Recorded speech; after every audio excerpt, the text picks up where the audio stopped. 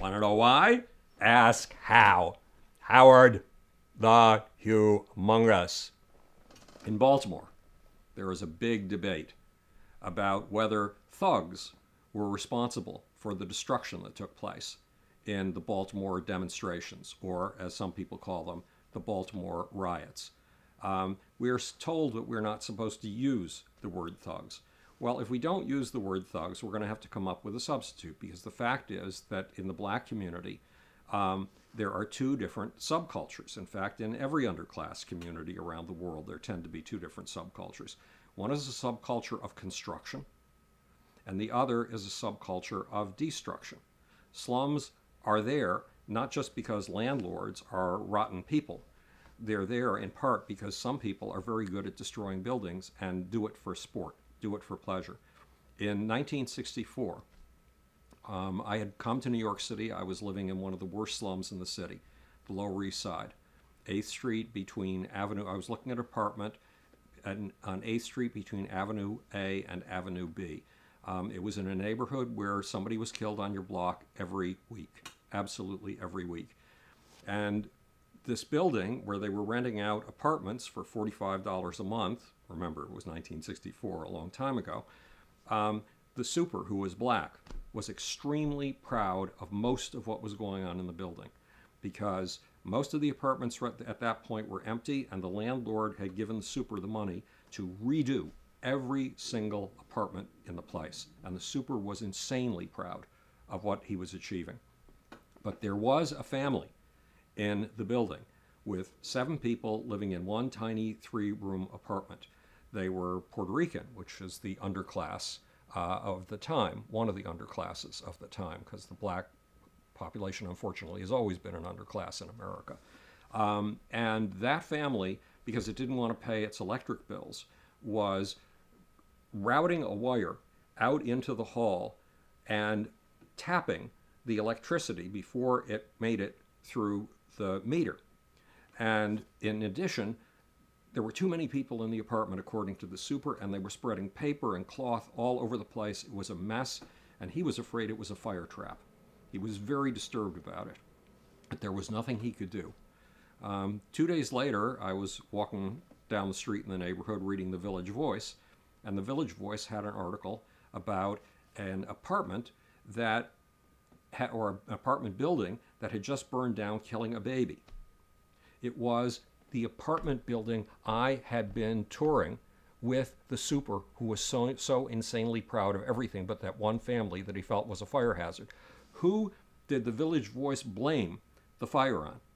The family that was doing things that drove the super insane? He knew they were a fire hazard? No, not at all. It blamed it on the landlord who was pouring in the money to improve the place.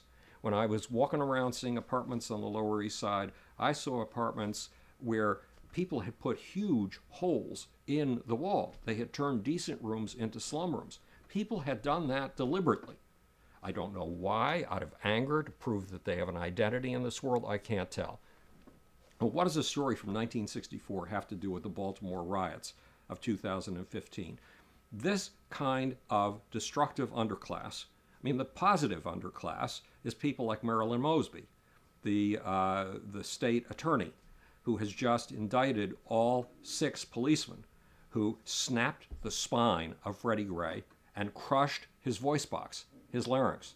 She's just indicted all of them, even though 3 of them are white and 3 of them are black. What does this have to do with anything? First of all, the way police have been treating young black men in America is intolerable. They have been treating them as if they are pieces of garbage.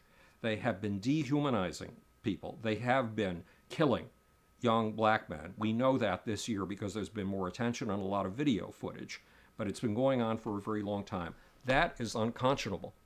But it is also unconscionable for a woman who has a daily heroin habit, who hasn't made it past the 8th grade, who wasn't able to go to high school, who has told lawyers in depositions that she cannot read, to have kids. Because how is she going to bring up those kids? Is she going to bring them up as constructive kids like Marilyn Mosby, whose grandfather was a policeman, her father was a policeman. She went to Boston Law School, and she seems to be doing an incredible job in her first 6 months on the job indicting these city policemen. She comes from a culture of construction. But if you are part of a culture of destruction and you are destroying yourself with drugs, you should not have kids. Having kids is a huge responsibility, and it is the responsibility of the parent to inculcate the infrastructure of habit, the civic virtues that make a kid a contributor to his neighborhood, not the criminal virtues that showed up in the world of Oliver Twist in 1837 that turned kids into automatic criminals, automatic destroyers of their own neighborhoods. Those are the kids who smashed in to the stores serving the district in which Freddie Gray was born. Those are the kids who in the 1968 race riots in America destroyed entire neighborhoods, and those neighborhoods never came back to life. The stores never returned. The result was that these places turned out to be food wastelands, food deserts, where people couldn't even find decent food. Why? Because if you were a businessman who was about to start a grocery store, would you start it in a neighborhood where your customers were likely to show up someday and burn the place down and steal everything you had? No, you couldn't afford to do that. You had to go to a neighborhood where people are culturally constructive, not culturally destructive. So were there thugs involved in the property destruction that accompanied legitimate, necessary demonstrations against not just police brutality, but police murder? Yes, there were. The same kind of people who made holes in the walls of the apartments that I saw on the Lower East Side in New York City. The same kind of people who burned a building down in order to get free electricity and kept a place that was a fire trap and killed their own baby. It's time to stress every tool we've got to inculcate infrastructures of habit, civic virtues, into kids and make them part of the culture of construction, not the culture of destruction. This is Howard the Humongous speaking to you from the future. It's your job and my job to make. Or, want to know why? Ask how.